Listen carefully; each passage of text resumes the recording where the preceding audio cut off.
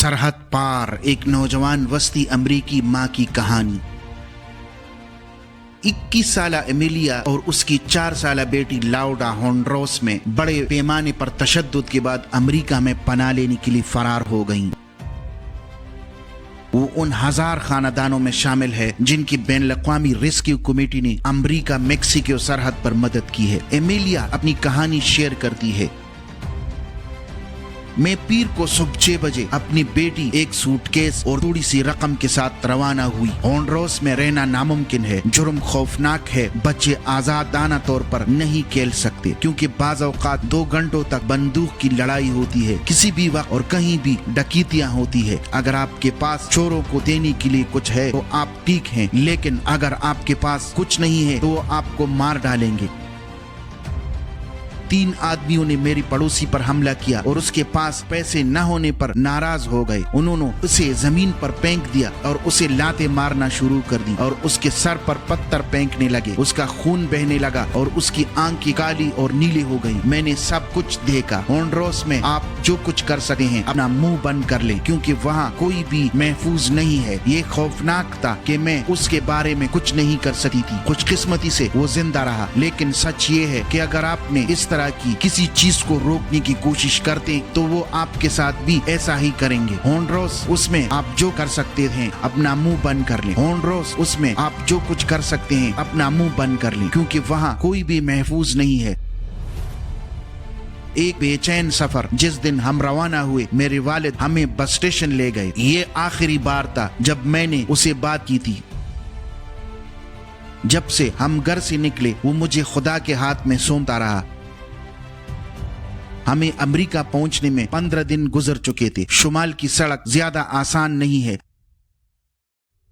लेकिन जब एक बार आप ग्वाटेमाला और मेक्सिको की सरहद पर पहुंच जाते हैं तो आपको घबराहट महसूस होने लगी है। मैंने बहुत सी कहानियां सुनी है कि मेक्सिको में कितने लोगों को अगवा किया जा रहा है और ये कितना खतरनाक है, इसलिए आप मेक्सिको में भी इस खौफ के साथ सफर करते हैं, लेकिन पूरा वक्त खुदा पर भरोसा रखते हैं। हाईवे के कुछ हिस्से हैं जो बहुत वीरान है, यह सहरा की तरह है और ये खौफनाक है। हमने दिन रात सफर किया और बस में सोते रहे। हम सिर्फ बाथरूम इस्तेमाल करने के लिए रुके थे और फिर हम फौरन बाहर निकलते। पनाह के मुतलाशी खानदानों के लिए मरकज के अंदर हमारे ग्रुप में हम में से तकरीबन 24 अफराद।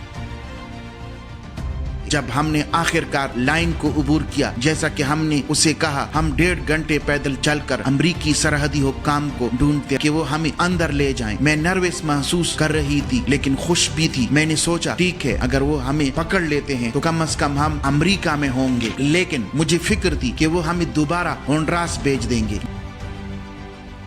दोपहर का वक्त था और सूरज बहुत गर्म था। हमें पता चला कि हमारे पास पानी खत्म हो गया है। हमारे पास बच्चों को देने के लिए पानी नहीं था। हमने बहुत मायूस महसूस किया। हमें एक बहुत बड़ा सायादार दरख्त मिला, इसलिए हमने वहाँ इंतजार करने और कुछ देर आराम करने का फैसला किया क्योंकि हम सामान से लदी हुई सूटकेसों को लेकर काफी पैदल सफर कर चुके थे। हमने एक पुल भी देखा जिसके नीचे पानी बहता था, लेकिन ये देखकर हैरान रह गए कि वो नमकीन था। हम सोच रहे थे कि अगर हमें चलते रहना है तो ये पानी के अलावा हमारे पास कोई रास्ता नहीं है। मैं नर्वस महसूस कर रही थी लेकिन खुश भी थी। मैंने सोचा अगर वो हमें पकड़ लेते हैं तो कम से कम हम अमेरिका में होंगे। लेकिन फिर सरहदी गश्त जाहिर हुआ। उन्होंने हमसे बात की और हम उनके पास गए। हम बैठ गए और उन्होंने हमसे कहा कि अपनी जूतों के तस्मों को उतारें और यही बात बच्चों के लिए उन्होंने कहा कि हमारे पास कोई नकदी या सिक्के हैं तो हमें ये सब सूटकेस में रख देना चाहिए।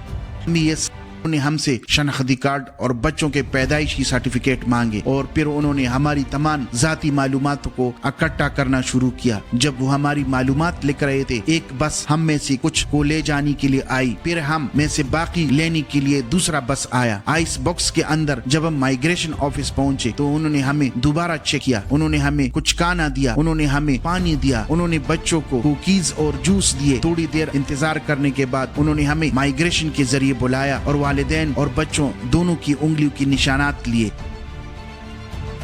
اس کے بعد انہوں نے ہمیں ایک چھوٹے بہت ٹھنڈے کمرے میں ڈال دیا. یہ بہت ٹھنڈا تھا. ہم بچوں کے ساتھ فرش پر سو گئے. انہوں نے ہمیں یہ ایلومینیم کاغذ کی چیز کمبل کے طور پر دی. یہ کام کرتا ہے, یہ آپ کو گرم کرتا ہے, لیکن فرش پر سونا بہت تکلیف دہ ہے. زیادہ سے زیادہ لوگ اندر آتے رہے, اور چونکہ سیل کافی چھوٹا تھا ہم سب ایک ہی وقت میں سو نہیں سکتے تھے. کچھ لوگ سو رہے ہوں گے جبکہ باقی اکٹھے بیٹھے ہوں گے. صرف ایک کھڑکی تھی جہاں ہم مائگریشن حکام کو کام کرتے دیکھ سکتے تھے, لیکن ہم یہ نہیں بتا سکتے تھے کہ یہ دن ہے یا رات جب تک انہوں نے ہمیں ناشتہ کرایا اور ہمیں تھوڑی دیر کے لیے باہر جانا پڑا. ہمیں نہیں معلوم تھا کہ یہ کیا وقت ہے. پھر وہ ہم میں سے چند ایک کو کاغذی کارروائی کے لیے بلائیں گے جبکہ باقی انتظار کر رہے تھے.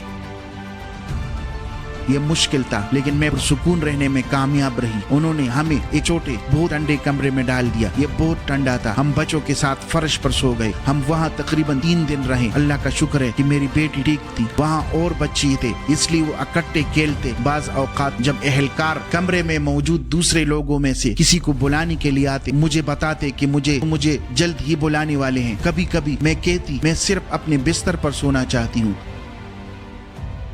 آخرکار انہوں نے ہمیں رہا کر دیا. کئی دنوں تک اندر بند رہنے کے بعد میں نے خوشی اور مسرت محسوس کی. ہمیں فینکس ایریزونا میں ایک پناہ گاہ میں لے جایا گیا جسے انٹرنیشنل ریسکیو کمیٹی چلاتی ہے. ایک حقیقی استقبال. یہاں سب نے ہمارے ساتھ بہت اچھا سلوک کیا. جب ہم یہاں پہنچے تو انہوں نے خوش آمدید کہا اور ہمیں گلے لگایا. یہاں تک کہ وہ ہماری تعریف کر رہے تھے. انہوں نے ہم سے پوچھا کہ کیا ہمیں ڈاکٹر کی ضرورت ہے. انہوں نے ہمیں کھانا دیا, چکن اور سلاد. یہ بہت لذیذ تھا. اور کچھ پینے کے لیے انہوں نے بچوں کو کوکیز اور پھل اور جوس بھی دیے. اور انہوں نے ہمیں صابن اور جسم کی دیکھ بھال کی اشیاء, نسوانی سامان, بچوں کے لیے ڈائپر, بچوں کے لیے کپڑے, کھلونے دیے. ہم محبت اور تشویش کو محسوس کر سکتے تھے. یہ بہت متحرک تھا یہاں تک کہ ہم رو پڑے. اب میں اپنے مستقبل کی بہنوئی سے ملنے جا رہی ہوں. میری بہن کے منگیتر جو ڈیلاس ٹیکساس میں رہتی ہیں. یہاں کے رضاکار مجھے وہاں بس یا ہوائی جہاز کے سفر کی ٹکٹ خریدنے میں مدد کر رہے ہیں اور مجھے بتا رہے ہیں کہ مجھے امریکہ میں پناہ لینے کے دعوے کے لیے آگے کیا کرنے کی ضرورت ہے. ہم محبت اور تشویش کو محسوس کر سکتے تھے. یہ بہت متحرک تھا. میں یہاں ہمیشہ رہنے کا ارادہ نہیں کر رہی ہوں. میں صرف امید کر رہی ہوں کہ وہ ہمیں تھوڑی دیر کے لیے یہاں رہنے دیں گے. اور امید ہے میری بیٹی کو یہاں اسکول جانا پڑے گا. میں چاہتی ہوں کہ وہ زندگی میں کچھ بننے. میں چاہتی ہوں کہ وہ زندگی گزارے. میں نے اپنے پورے خاندان کو ہونڈروس میں چھوڑ دیا ہے اور میں ایک دن واپس جانا چاہتی ہوں. ہونڈروس خوبصورت ہے, یہ خوبصورت ہے, لیکن وہاں زندگی بہت مشکل ہے, غیر محفوظ ہے اور کوئی کام نہیں ہے. یہ بہت تتی ہوں. میں صرف ایک گھر بنانا چاہتی ہوں اور اپنے ملک میں کاروبار شروع کرنا چاہتی ہوں اور زندہ رہنے کے قابل بننا چاہتی ہوں.